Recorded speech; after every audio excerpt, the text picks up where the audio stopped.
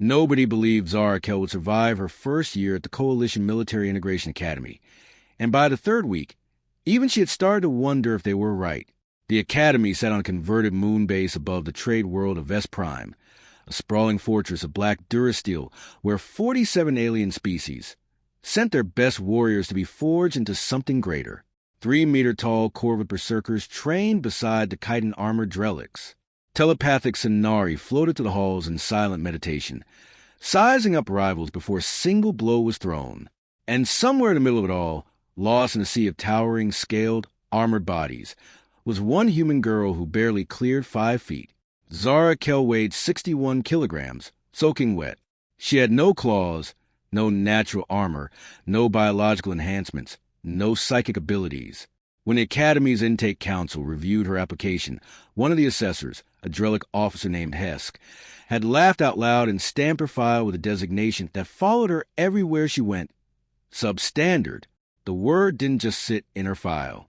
It followed her into the mess hall, where cadets twice her size made a show of stepping over her tray as if she were furniture. It followed her into the training yards, where instructors paired her with opponents clearly meant to embarrass her rather than challenge her. It followed her onto the combat rankings board, a massive holographic display in the Academy's central atrium that updated after every sanctioned match, where her name sat dead last among 312 cadets. At the very top of that same board, glowing in gold, was a name everyone knew, Grathvel. Grathvel was a Caesarian, a species built for war the way sharks were built for water. 2.5 meters of corded gray muscle, for arms, skin like cracked stone, and a combat record of 143 wins with 0 losses. He had broken bones in the Academy's reinforced sparring rings. He had ended careers before they began. Cadets didn't request matches against Grathvel. They prayed they'd never be assigned one. What none of them knew, what no file, no assessor, no laughing officer had bothered to ask, was that Zara Kell had not arrived at the Academy as a blank slate. She had arrived as a result of 15 years of training that began when she was 4 years old, in a quiet farmhouse outside a small town, in what used to be called Montana. Her grandfather, Samuel Kell, had been a special operations instructor for nearly 3 decades before Earth ever knew aliens existed. He had survived things he never spoke about, and when he finally came home for good, he found a different mission, teaching his granddaughter that strength wasn't something you were born with. It was something you built, one repetition at a time, in silence, without applause. They will look at you and see small, he told her once, when she was 7 years old and crying after being knocked down by a boy twice her size. Let them. Small is not weak. Zara, small is just small. Weak is a choice. You are never going to choose it. For 15 years, she trained in techniques most of the galaxy had never heard of. Not because they were secret, but because they were old. Older than starships. Older than the Coalition itself. Joint locks. Pressure points. The art of using an opponent's own momentum as a weapon against them. The patience to wait for an opening instead of forcing one. Her grandfather called it borrowed force. The idea that the biggest, strongest opponent in the world could be turned into their own worst enemy with the right leverage applied at exactly the right moment. She had never needed to use any of it against a being like Grathvel. Not until now. It happened on an ordinary Tuesday, in the mess hall, during the lunch hour when the room was loudest. Grathvel had been holding court near the center tables, recounting his latest victory to a circle of admirers, when his gaze drifted toward the small human sitting alone in the corner, eating in silence, ignored by everyone around her. Haddas the substandard one of his Caesarian squad mates said, loud enough for half the hall to hear. Bottom of the rankings. I heard, she cried during her first sparring match. Grathvel's mouth curled into something between amusement and contempt. I'm surprised they let something like that stay enrolled. It's an insult to the rest of us. The hall went quiet, the way rooms do when everyone senses something is about to happen. Zara set down her fork. She didn't look angry. She didn't look embarrassed. She looked calm, calmer than anyone in that hall had ever seen her, calmer than the moment called for, calm in a way that should have unsettled them and somehow didn't, because none of them had any frame of reference for what that kind of calm actually meant. She stood up from her table, walked the length of the mess hall under 300 pairs of curious eyes, and stopped directly in front of the undefeated champion of the Coalition Military Integration Academy. "I challenge you," she said. "Official sanctioned match. Tomorrow in the main arena." The entire mess hall erupted into laughter. Not cruel laughter exactly, but the kind of disbelieving laughter that comes from watching something so absurd it doesn't even register as real. Someone near the back actually applauded, as if Zara had told a joke rather than issued a challenge. Graf Vel didn't laugh. He looked down at her. From his height, it was a significant distance, and something flickered behind his eyes that wasn't quite amusement anymore. Maybe it was curiosity. Maybe, for just a fraction of a second, it was something closer to caution, though he would never have admitted it. "You understand what happens to cadets who challenge me," he said. "I understand exactly what's going to happen," Zara said. "That's why I'm doing it." She turned and walked back to her table, sat down, and finished her lunch as if nothing had happened at all. By that evening, the news had spread through every corridor of the academy. The smallest cadet in 300 years of enrollment had challenged the most dominant fighter the school had ever produced. Betting pools opened in every dormitory. The general consensus was unanimous and brutal. The match would not last 30 seconds. Nobody, not the cadets, not the instructors, not even Graf Vel himself, had any idea how wrong they were about to be. The arena held capacity for 2,000 spectators, and by the next morning, every seat was full. Word of the challenge had spread far beyond the cadet dormitories overnight. Instructors who rarely attended cadet-level matches had cleared their schedules. A delegation of coalition observers, visiting the academy to evaluate combat doctrine for an upcoming joint species deployment, had specifically requested seats near the front. Even Commandant Yorvash, a four-armed Talisian who had not personally attended a student match in over a decade, took her place in the elevated officer's box, arms crossed, expression unreadable. This was, after all, supposed to be a formality, a lesson, the kind of public spectacle the academy occasionally allowed when a cadet's overconfidence needed correcting in front of an audience, as a deterrent to anyone else who might get similar ideas. Zara Kell walked into the arena in standard training gear, no padding beyond the mandatory minimum, no weapons, nothing but a simple wrap around her hands and the same calm expression she'd worn in the mess hall the day before. She looked impossibly small against the size of the arena itself, let alone against the opponent waiting for her in the center ring. Graf Vel entered the cheering. Genuine cheering. The kind reserved for champions. The kind that made the Durapolis walls of the arena hum with sound. He raised two of his forearms in acknowledgement, soaking in the moment, utterly secure in what was about to happen. The referee, a neutral species official assigned to all sanctioned matches, called both combatants to the center of the ring. "This is a sanctioned combat match under Academy regulations," the referee announced, her voice amplified across the arena. "Match ends on submission, incapacitation, or referee stoppage. Combatants acknowledge the rules." Graf Vel nodded once, barely glancing down at his opponent. Zara nodded as well, her eyes never leaving his chest, not his face, not his arms, but the center mass of his body, the place her grandfather had taught her to watch because it told you where the weight was about to go before any limb moved at all. Begin. What happened next took 7 seconds, and depending on who you ask among the 2,000 witnesses in that arena, no two accounts describe it quite the same way, because no two people were watching for the same details, and almost nobody was prepared to actually see what occurred. Graf Vel did exactly what everyone expected him to do. He charged. It was not a reckless charge. He was an experienced fighter with 143 wins, and his approach was controlled, his forearms positioned to grab, restrain, and end the match in a single decisive motion. He had ended fights with smaller opponents this way a dozen times before, closed the distance fast, get inside their reach, use his size advantage to simply overwhelm whatever technique they thought they had. Zara didn't retreat. She didn't dodge sideways the way every instinct in that arena expected her to. She stepped forward. It was the single most counterintuitive movement any of the spectators had ever seen in a mismatched fight, stepping toward an incoming freight train of muscle and momentum instead of away from it, and it was exactly the technique her grandfather had drilled into her for 15 years. The bigger they are, the more momentum they're carrying. Don't fight the momentum. Borrow it. As Grathvel's outstretched arms came forward to seize her, Zara dropped low, pivoted on her left foot, and caught his lead arm at the wrist with both hands. In the same motion, she rotated her entire body beneath the angle of his charge, using his own forward momentum to redirect his 2.5-meter frame over her hip and toward the ground.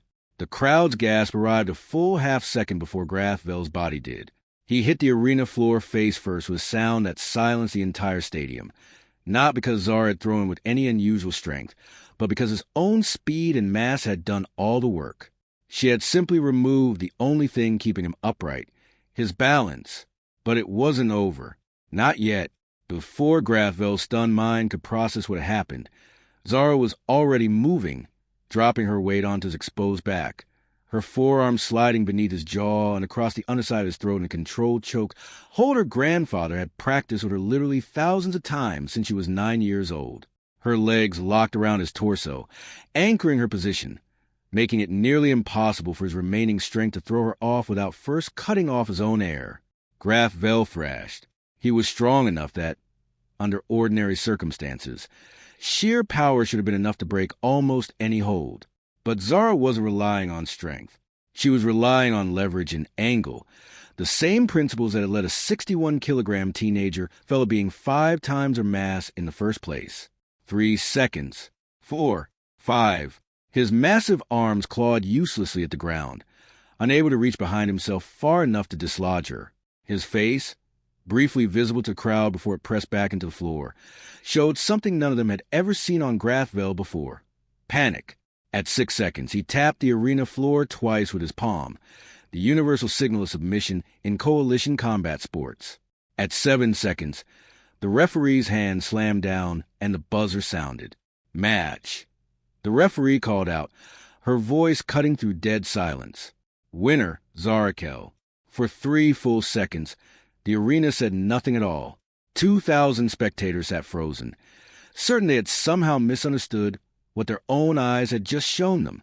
Even the betting pool organizers stood with tickets still in hand, unprocessed, unable to reconcile the numbers they'd written down with the scoreboard now glowing above the ring. Then the silence broke, not into laughter this time, but into the loudest, most chaotic eruption of noise the Academy's arena had witnessed in years. Grathvel lay on the ground for several more seconds before pushing himself up, his expression caught somewhere between disbelief and something that looked, for the first time in his entire combat career, almost like respect. The holographic rankings board above the arena flickered, recalculated, and rewrote itself in real time. Zarakel's name rose from the bottom of 312 cadets to the very top of the board, glowing gold where Grathvel's had been just moments before. In the officer's box, Commandant Yorvash leaned forward in her seat for the first time in the entire match, her forearms uncrossing slowly, her eyes fixed not on the scoreboard but on the small human still standing calmly in the center of the ring, as if she had just watched something far more significant than a single cadet match, and was only beginning to understand what it might mean. The applause hadn't even finished fading before the questions started, and the first one, asked by a stunned coalition observer in the front row, would end up reshaping the rest of Zarakel's career at the Academy. How? The observer asked, leaning toward the nearest instructor. Did nobody know she could do that? It was a fair question, and over the following days, it echoed through every level of the Academy's command structure, because the answer, once people started actually looking for it, was uncomfortable. Nobody had asked. Not the intake assessors who'd labeled her substandard on day one. Not the training officers who'd assigned her to humiliation matches instead of real instruction. Not a single instructor in 3 semesters had bothered to evaluate what Zarakel could actually do. They had simply looked at her size, compared to the size of everyone around her, and decided the outcome before a single match was ever fought. Grathvel, to his credit, was the first to ask the question directly. He found her 2 days after the match, in one of the Academy's smaller training yards, practicing alone in the early morning hours before most cadets were even awake. She was running through a slow sequence of movements he didn't recognize, deliberate, repetitive, almost meditative, nothing like the explosive techniques he'd spent his career mastering. That hold, he said without preamble, standing at the edge of the yard, the one you used. I have never seen it before, not in any combat database. Not in any species martial tradition cataloged by the Coalition.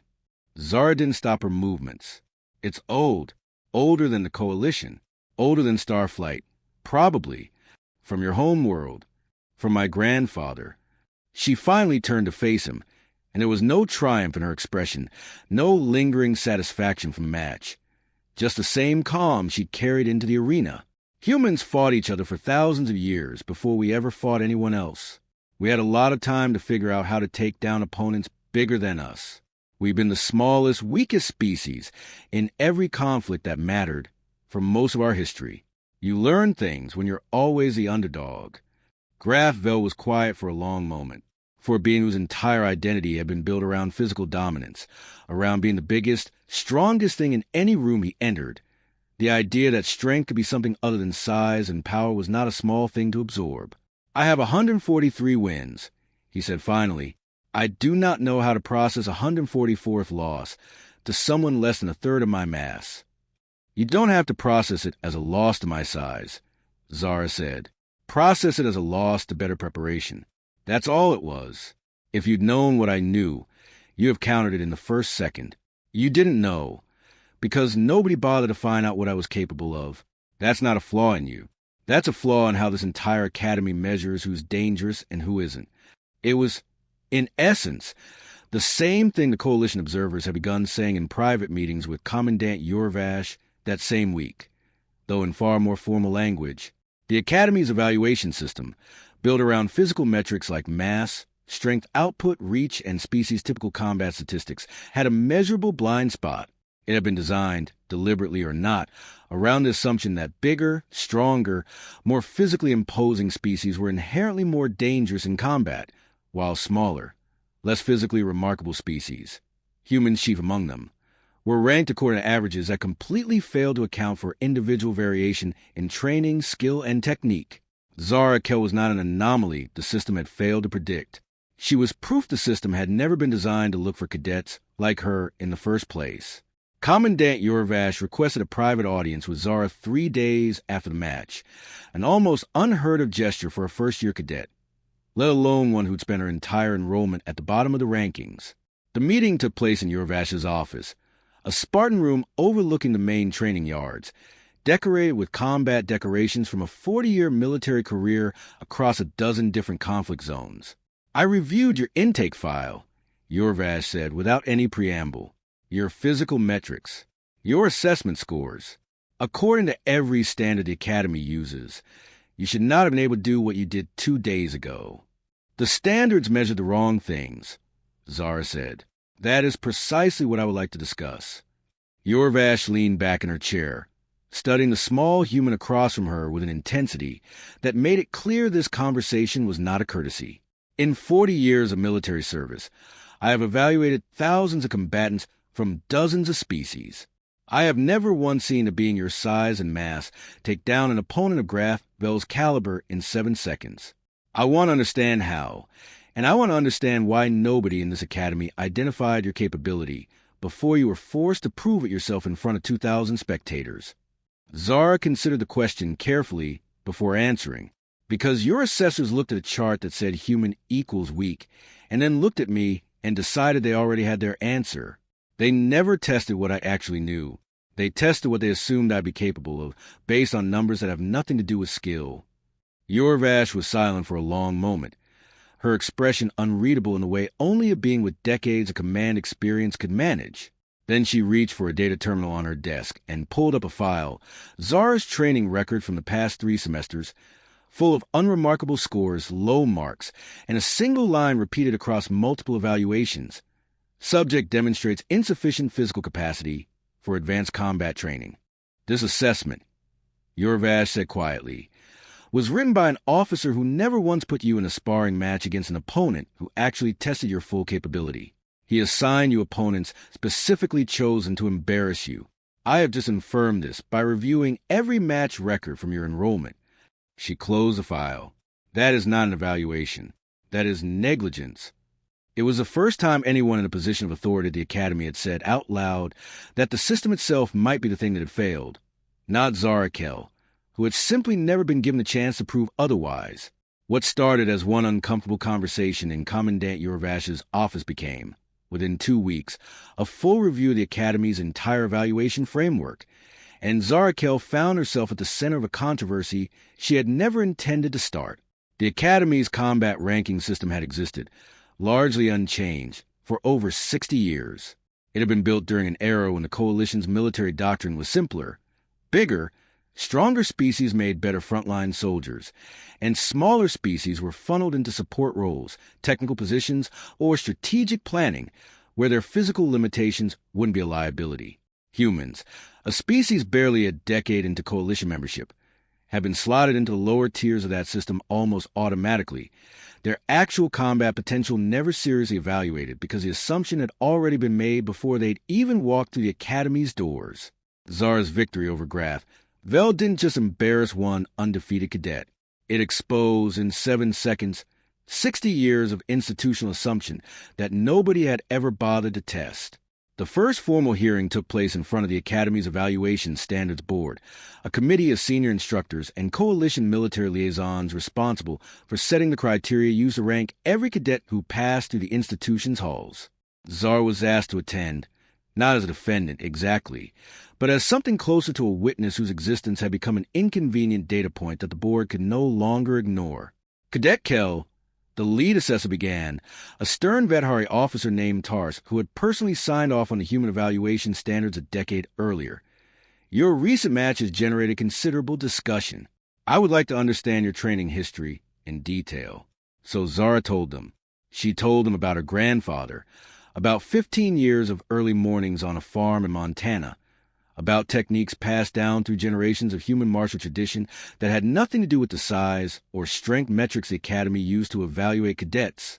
She told them about pressure points, about leverage, about the difference between strength and applied force, about the simple fact that a smaller body moving with correct technique could redirect a much larger body's own momentum against it. Physics that worked the same way regardless of species, mass, or plan of origin. And how many humans, asked the Coalition liaison seated near the back of the room, do you believe possess training comparable to your own? I don't know, Zara admitted honestly. My grandfather's techniques aren't unique to him. They come from traditions that exist in different forms all over Earth, going back thousands of years. But most human cadets who apply to this academy probably haven't trained the way I have. The problem isn't that every human is secretly a master combatant. The problem is that your system never even checks.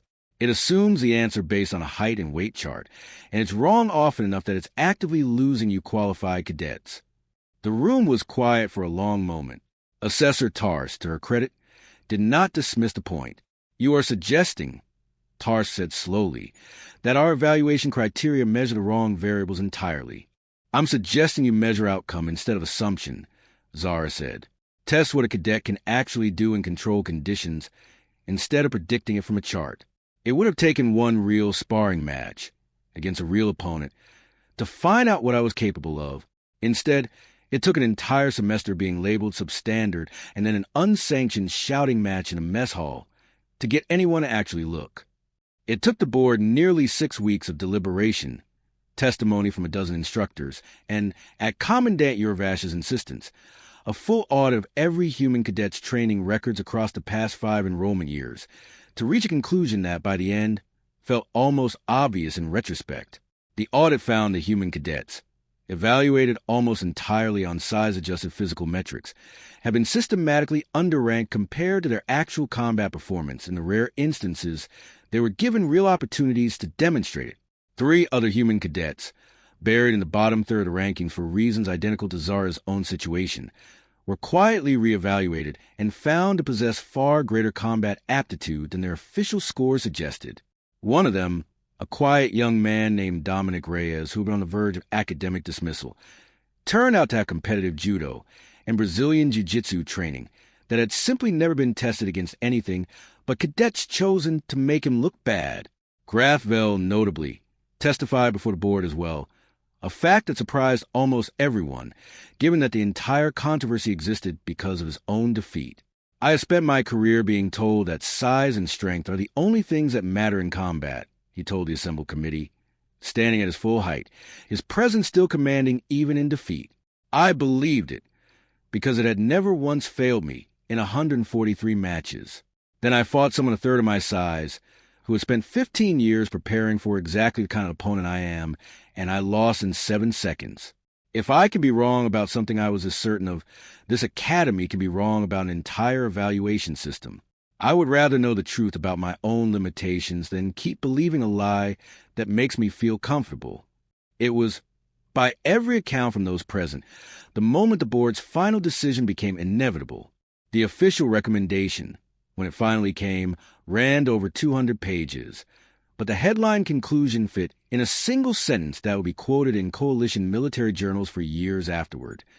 The Academy's evaluation framework systematically failed to measure combat aptitude independent of species-typical physical metrics, resulting in significant misranking of qualified cadets with documented impact across multiple species, and confirmed direct impact on human cadet evaluation. For Zarakel, the months following the board's decision were busier and stranger than anything she'd experienced in her first 3 semesters at the Academy combined. The new evaluation system, developed over the following term with input from instructors across multiple combat disciplines, replaced the old physical metrics first approach with something the board called demonstrated aptitude assessment, a series of standardized live evaluations conducted under controlled conditions against opponents matched not by size but by skill tier, designed specifically to surface exactly the kind of trained, technical combatants the old system had been blind to. It wasn't a perfect system. No system built by committee in 6 months ever is, but it was, by every measurable standard, a significant improvement over 60 years of unexamined assumption. Zara herself was asked to help design part of the new curriculum, specifically a unit on leverage-based combat techniques that drew directly from the principles her grandfather had taught her, adapted and generalized so cadets from any species, regardless of size or physical build, could learn the underlying concepts. It was an unusual role for a first-year cadet to be given, and not every instructor was thrilled about it. You understand, Assessor Tars told her during one of their working sessions, that some of my colleagues believe you've been given undue influence over institutional policy based on a single match. It wasn't a single match that changed anything, Zara replied. It was a single match that finally made people look at evidence that was always there. If I hadn't challenged Grathvel, I'd still be ranked dead last, and 3 other human cadets would probably have washed out its academy for reasons that had nothing to do with their actual ability. The match didn't create the problem. It just made it impossible to keep ignoring. Tarsk studied her for a long moment. The same careful, assessing look Zara had grown used to since the match. The look of someone trying to reconcile a 5-foot-tall human teenager with the magnitude of what she'd inadvertently set in motion. You speak like someone considerably older than your years, Cadet Kell. My grandfather used to say that confidence built on actual preparation doesn't need to perform itself, Zara said. I'm not trying to sound wise. I just spent 15 years learning that being underestimated isn't really an insult. It's an advantage if you use it right. Everyone in that arena expected me to lose in 30 seconds. That expectation was the only reason Grathvel didn't take me seriously enough to actually prepare for a real fight. If he'd known what I could do, the match probably goes very differently. It was a sentiment that, over the following weeks, found its way into a number of conversations across the academy. Conversations about expectation, about preparation, about the dangerous comfort of assuming you already know an opponent's limitations before you've actually tested them. Grathvel, for his part, requested additional training sessions with Zara outside of official curriculum hours, an arrangement that, when word of it spread, generated almost as much surprise as the original match had. I want to understand the technique, he told her, the first time they trained together. Not to use it against opponents your size. To understand what I missed, so it never happens again against anyone. Over the following months, the two of them developed an unlikely working partnership, Zara teaching him the principles of leverage and redirected momentum that had ended his unbeaten streak. Grathvel, in turn, helping her develop strength and conditioning techniques suited to a four-armed Caesarian's training methodology that, adapted carefully, improved her own conditioning beyond what human standard training alone could achieve. It wasn't friendship, exactly not in the early months, but it was respect built on the rarest foundation two combatants can share, having actually tested each other, honestly, with real stakes, and having both come away with something true about themselves they hadn't known before. By the end of the semester, the rankings board that had once listed Zara Kell dead last among 312 cadets now showed her holding the top position for 11 consecutive weeks. Not because the new system favored her, but because, under honest evaluation, she had simply never stopped being exactly what she'd always been, a fighter who'd spent 15 years preparing for a moment everyone else assumed would never come. A year after the match that changed everything, Zara Kell stood at the edge of the same arena where she'd once been labeled substandard, watching a new class of first-year cadets file in for their intake evaluations that looked nothing like the ones she'd endured. The academy had changed in ways that went beyond the ranking system. Commandant Yorvash, in her closing address to the graduating class that semester, had spoken directly about what the institution had learned from a single 7-second match that nobody had expected to matter. For 60 years, Yorvash told the assembled cadets, instructors, and visiting coalition dignitaries, this academy operated under an assumption so deeply embedded in our methodology that we stopped recognizing it as an assumption at all. We believed that strength could be measured by mass, by reach, by the raw physical output a species was capable of generating. We were wrong, not because those metrics are meaningless, but because they are incomplete. A combatant's true capability is not found in what their body can theoretically produce. It is found in what years of disciplined, intelligent preparation have taught that body to do. She paused, her gaze finding Zara among the rows of cadets seated for the ceremony. One cadet ranked on her first day at this institution, dead last among 312 recruits. Prove that lesson to us in 7 seconds against an opponent 5 times her mass. She did not win because she was secretly stronger than Cadet Vel. She won because 15 years of preparation had taught her body knowledge that his 143 victories had never required him to learn. That is not an exception to how strength works. That is the actual definition of strength, properly understood, and it took this institution far too long to recognize it. Zara, sitting beside Dominic Reyes and the other human cadets who'd been quietly reevaluated in the months after a match, listened without any particular need to feel vindicated. The vindication, if that's what it had been, had happened months earlier in the quiet, unglamorous work of rewriting an evaluation system one careful provision at a time. The speech was just an acknowledgement of something that had already become true. After the ceremony, she found a quiet corner of the training yard where she could call home, a luxury that still required navigating significant interstellar communication delays, but one she made a habit of whenever the academy schedule allowed it. Her grandfather's face appeared on the screen, older than she remembered, but with the same steady eyes that had watched her fall and get back up more times than either of them could count, back on that Montana farm so many light years away. They rewrote the whole evaluation system, she told him, because of one match. I doubt it was really because of one match, her grandfather said, with a dry skepticism that had grounded her through 15 years of training. I expect it was because of one match that finally made it impossible to ignore a problem they should have noticed a long time ago. The match didn't create anything, Zara. It just made the truth too loud to keep pretending you couldn't hear it. That's almost exactly what I told one of the assessors. Then you were listening all those years. He smiled, the expression deepening the lines around his eyes. I never trained you to win fights, you know? People think that's the lesson, but it isn't. I trained you to understand that being underestimated by people who haven't done the work themselves is not a problem you need to solve by being angry about it. It's an opportunity. If you've actually prepared. The moment they decide you're nothing to worry about is the exact moment you have the most room to prove them wrong, on your own terms, without them ever seeing it coming. Zara thought about Graf Vel, about the look on his face in the moment his own momentum betrayed him. Not anger, not even real surprise, but something closer to genuine curiosity about a kind of strength he'd never had reason to consider before. She thought about Commandant Yorvash's closing speech, about Dominic Reyes finally getting evaluated for who he actually was instead of what a chart assumed he must be. She thought about 312 cadets watching a rankings board rewrite itself in real time, forced to confront the uncomfortable truth that everything they thought they understood about strength had been built on an assumption nobody had bothered to test.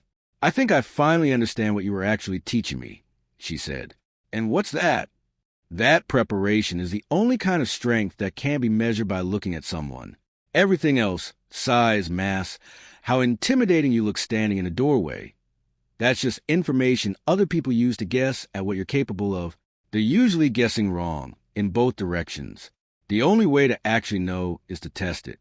And by the time someone tests it against you, if you've done the work, it's already too late for them to do anything about it. Her grandfather nodded slowly, the kind of quiet satisfaction that didn't need to be louder than it was. 15 years, and you finally said it better than I ever did. Behind her, across the training yard, a new class of cadets watched their own intake evaluations begin. Real sparring matches against real opponents, measuring what each of them could actually do instead of what an old chart assumed they couldn't. Among them stood a handful of human cadets, nervous, undersized by every metric the Academy used to measure the other 46 species training alongside them, waiting to find out for the first time in the Academy's history that nobody had already decided their outcome before they'd even had the chance to prove otherwise. It would take more than one match to change an entire galaxy's assumptions about strength. But for the first time in 60 years, the Coalition Military Integration Academy had finally started asking the right question. Not how big is this cadet, but how prepared. And that change had started with 7 seconds, one undefeated champion, and the smallest human ever admitted through its doors.